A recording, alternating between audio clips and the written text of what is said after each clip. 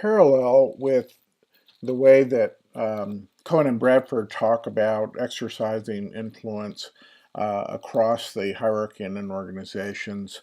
Ashford and Detert and Get the Boss to Buy In are talking about how can managers um, exercise upward influence, and what we mean by this is persuading those with greater authority. What are the techniques? And so this notion of buy-in is getting the bosses to not only accept a decision but to implement it, and what's necessary in those situations. So the upward influence uses many of the techniques, virtually all the techniques we've talked about in the course, but because of the individuals involved are not even equal authority, but have lower authority, the techniques are modified. They're much more indirect.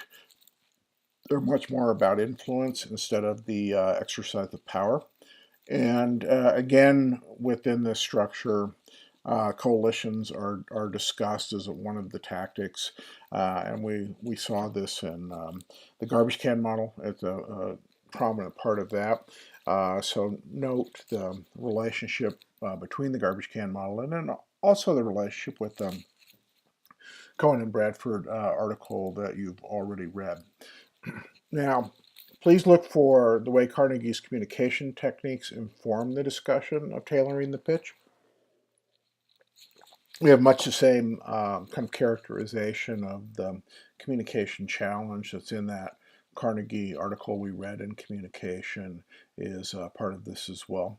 Um, it's useful to see how decisions are accelerated, especially to implementation, by focusing on top management strategic goals.